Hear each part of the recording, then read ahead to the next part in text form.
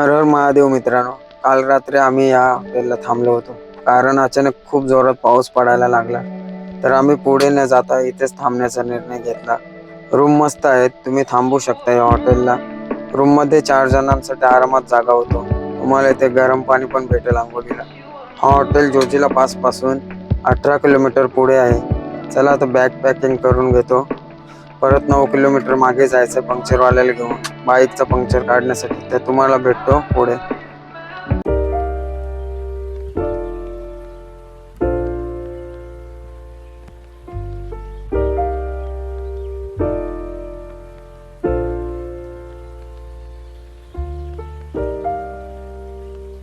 तर इथं चालू आहे पंक्चरचं काम. एकाच गाडीने आम्हाला एवढं थकवलंय ना.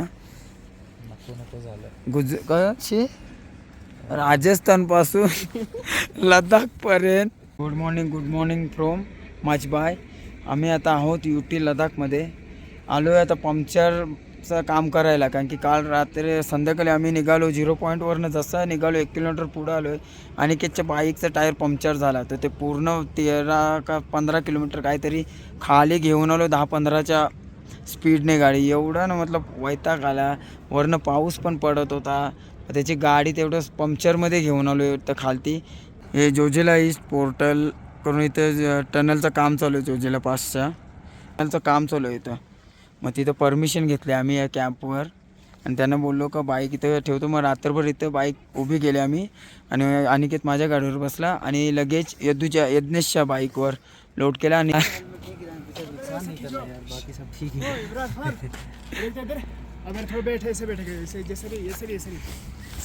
चलो फोटोशूट का काम, और अपने गार्ड साहब फुल फॉर्म में.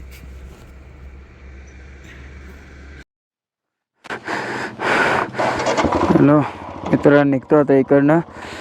टायर वगैरे फिक्स केला. ते कॅबिनमध्ये बसले एक आपले भाऊ, जमेल नाव आहे त्यांचं.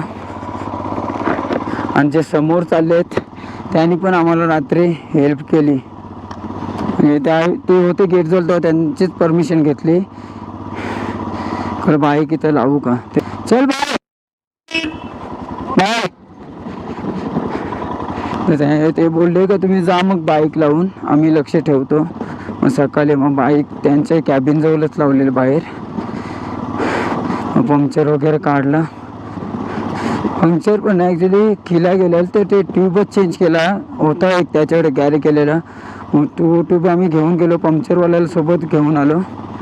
मग त्याने टायर खोलून टायरमध्ये ट्यूब टाकला. मग तो परत फिट करून टायर हवा भरण्यासाठी 9 किलोमीटर पाठीमागे गेला.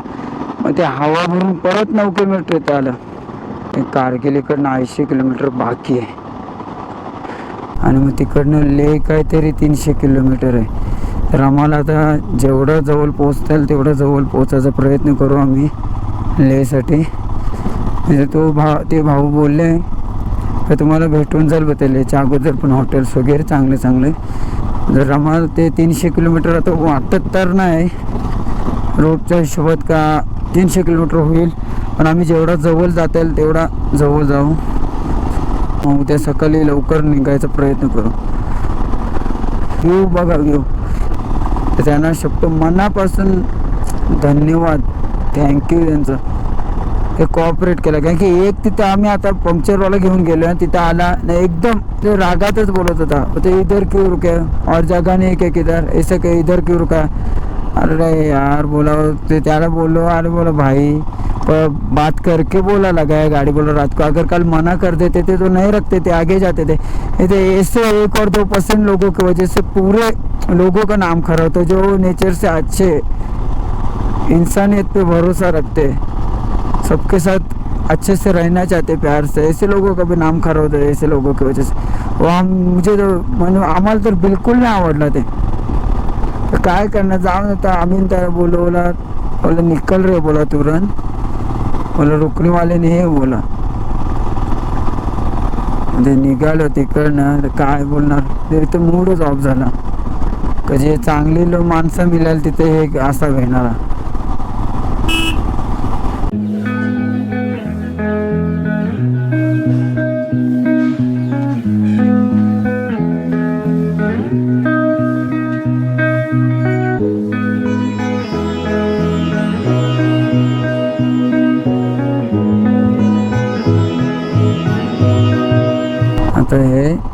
कारगिलचं गेट. कारगिलमध्ये एंट्री म्हणजे इकडनं झाले, पण मेन कारगिल आतमध्ये. Tourism development authority Kargil. Dras इकडनं 25, कारगिल बघा 84 किलोमीटर है. एंट्री करना पड़ेगा सर. ठीक आहे ठीक. चला एंट्री करूया. एंट्री झाली करून.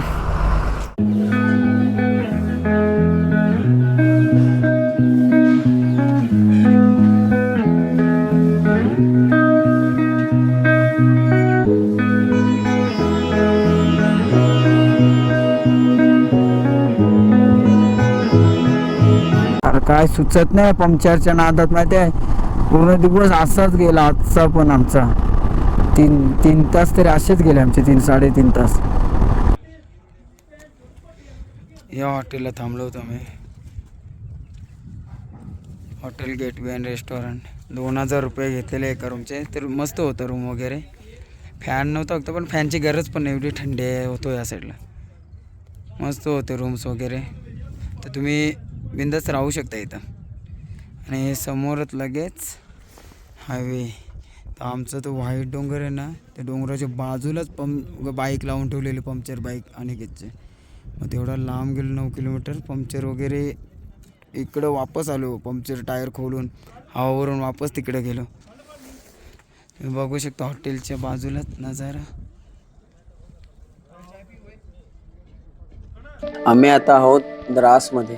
द्रास हे भारताच्या लडाख या केंद्रशासित प्रदेशाचे कारगिल जिल्ह्यातील एक छोटे शहर आहे. लडाखचे प्रवेशद्वार समजले जाणारे द्रास श्रीनगर ते लेह दरम्यान धावणारे राष्ट्रीय महामार्ग NH1 वर समुद्र सपाटीपासून 10,800 फूट उंचीवर वसले आहे. द्रास हे भारतामधील सर्वात थंड तर जगातील दुसऱ्या क्रमांकाचे थंड शहर मानले जाते. हिवाळ्यात येथील सरासरी किमान तापमान -20 सेल्सिअस असते. तुम्हाला राहण्यासाठी द्रासमध्ये पण चांगले हॉटेल्स, गेस्ट हाऊस भेटतील. आणि मेडिकल इमर्जन्सीसाठी पण हॉस्पिटल आहेत द्रासमध्ये.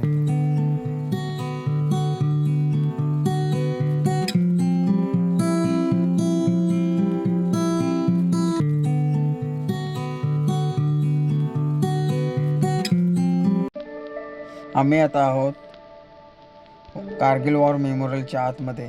याच ठिकाणी 1999 मध्ये पाकिस्तानसोबत युद्ध झाला होता.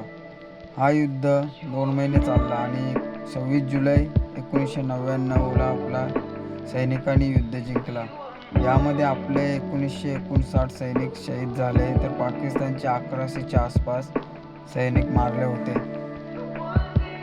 आपल्या भारतीय सैनिकांना कोटी प्रणाम, जे स्वतःच्या जीवाची पर्वा न करता आपल्या देशाची, लोकांची सीमेवर राहून रक्षा करतात.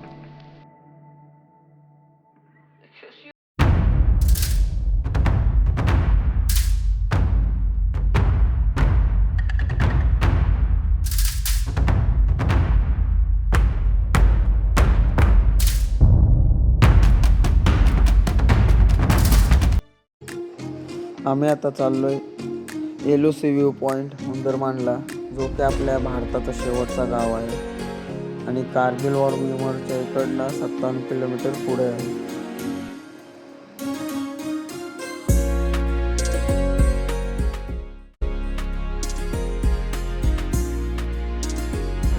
तुम्ही बघू शकता व्ह्यू किती मस्त दिसतोय. म्हणजे दोन्ही बाजूला ओसाड डोंगर पडलेत. ते दोन्ही डोंगरावर एक पण झाड नाही, पण मधोमध बघा किती झाडं आहेत. आणि बाजूला द्रास नदी चालतोय आमच्या सोबत. तो एवढा समोरनं बघायला भारी वाटतो ना. इकडनं लेह आता 225 किलोमीटर बाकी आहे. चला निघतो इकडनं.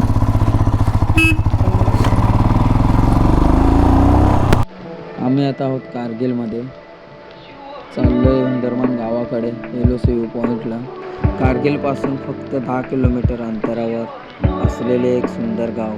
1971च्या भारत-पाक युद्धापर्यंत पाकिस्तानात होता आणि सध्या 1971च्या युद्धानंतर भारतात आहे.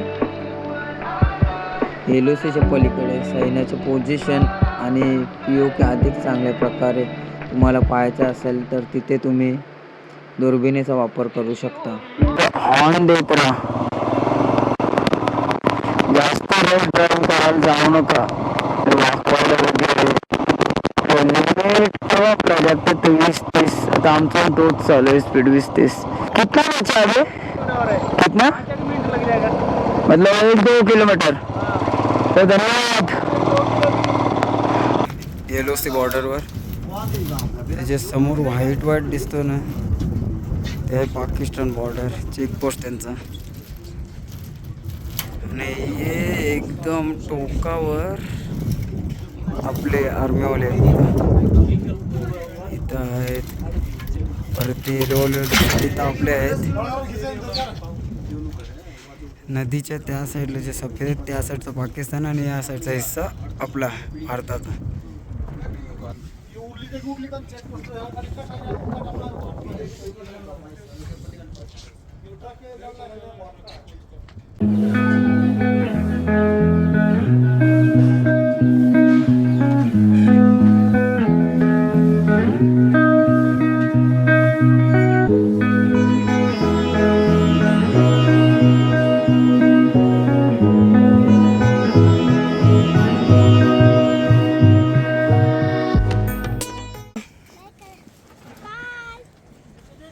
चॉकलेट नहीं है ना, चॉकलेट खत्म हुआ, वे उससे ले लेंगे टॉफी. बाय.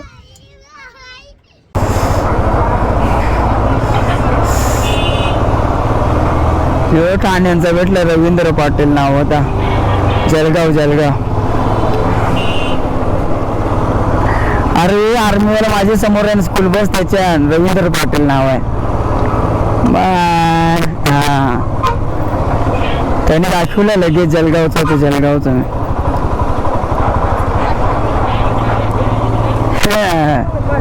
नाही आपल्याला टाइम निघाल वाटते, आता निघाल जाल. ते बारके पोरं ते काय करताना एक मोठे पोरं चिंगम फुगून दाखवते. हा